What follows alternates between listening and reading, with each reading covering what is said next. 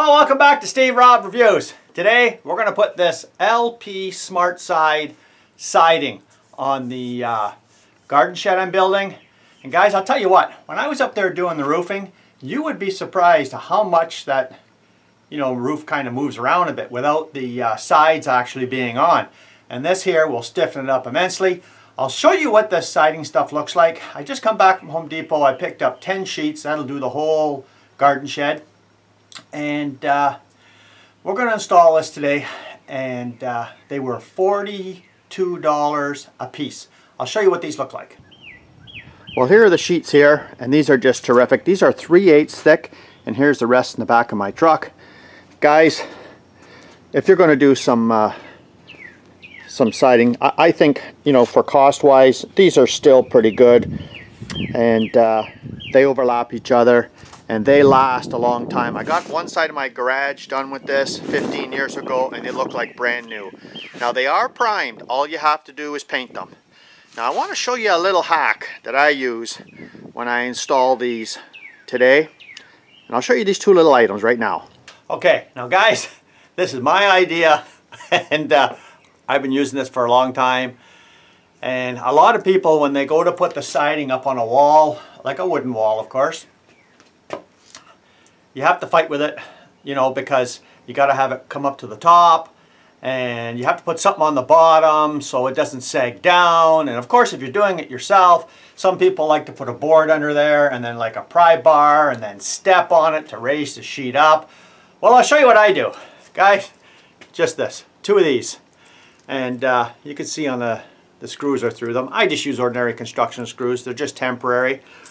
And all this is, you can see there, just hollow, thick wall. I would say this is about maybe a little bit more than a 1/16 of an inch thick, and they're about 1 inch each, like for length. And guys, that's all I use, and they're tapered up both ends, So, and you can see when the screws go in, they kind of go flush up both ends. Guys, these are so easy to do. I'm going to show you out here. I'm going to get the first sheet cut because there's a little bit of a 5-degree slant on the building. And I'll show you how these work and how easy it is just with 2 thick wall tubing, 1 inch. And it makes your life so much easier. So let's go out in the backyard. Let's take a look. Well, let's take a look at the setup here. Here's the sheet here, and I've cut the top already. And of course, the best thing to do is to put a couple of blocks. So I put one here and I put one here. So when I'm putting the sheet up, you could see that it's just going to make an automatic stop for me here, which makes it a lot easier. And down the bottom, I got one of them pegs in there, little round tubing. And I'll put the other one in here and I'll show you how it goes. Okay, I got you pretty well zoomed in there. I don't know if you can see it or not, but I do have a line here right straight across. So from here up to the top is 8 feet, so I made this level right straight across. You just take your little jig here, and you gotta have a little bit of space. You can't have it binding, right? So just put a little bit below. There you go, that's it. Now we just set the sheet on there, butt it up against the side, away we go. Okay guys, first thing, I have to adjust my air pressure. I have to put a tip on here for the so the end here doesn't damage the paneling. And just take a look in here. You can see there's a little yellow knob, and you can adjust your depth in there. But for the most part, you have to do more adjusting down at the compressor. So we'll put the first sheet on here, and we'll see if it goes in too far or not. Now I'll do that on the corner, which is going to be hidden anyways. So I'll try that. So I'll put the sheet up here. Let's take a look.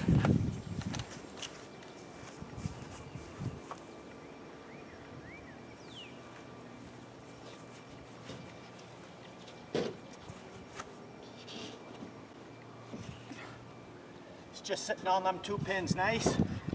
Slide it over.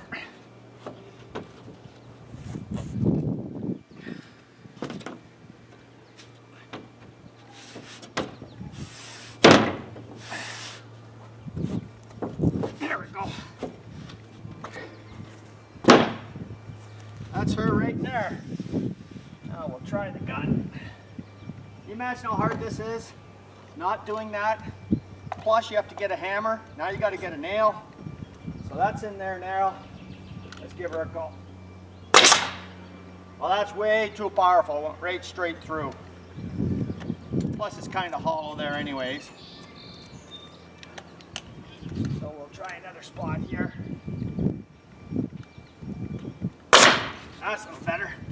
Now, one thing about this board, this is 16" right here on center, so I'll just go right off to the side a bit here. Now that's still too deep, but I'll have to fill that. And I'll raise this right up because it's punching in way too heavy. I might have to lower the air pressure. Try one more. That's a lot better. Now I can let it go, and I got to fill one in here, but this one here is right on the right pressure just by adjusting the thumb screw here to get it down. So I'll finish putting this on. Let's take a look. Well, she's all done. Took about 4 or 5 minutes, put that on there. You can see I still have down the bottom. I just pulled them 2 little dowels out. Move on to the next one. Now you can see this hole is that's gone in way too much. I just get some latex caulking, fill that in, and that's it. So what you want really is you want it to be like this. Pretty much on the flush side, like this here, and that'll be fine. And I'll show you what kind of nails I'm using. Well, I hope you like that, guys. I don't know if it was very clear at all, but I'll just give you a close-up shot. You can see that little yellow, I don't want to touch it because I'll adjust it again. That little yellow knob here, you just adjust it up for the nail to come up, or adjust it down for the nail to go down. And that's pretty easy. And you know, it saves you from going back and forth to the compressor to adjust the pressure all the time. Works out pretty good. Now I do have the compressor set at 80 psi. So I'll try to remember that to keep it at 80 psi, and the thumb wheel pressure adjuster does a great job. So here are the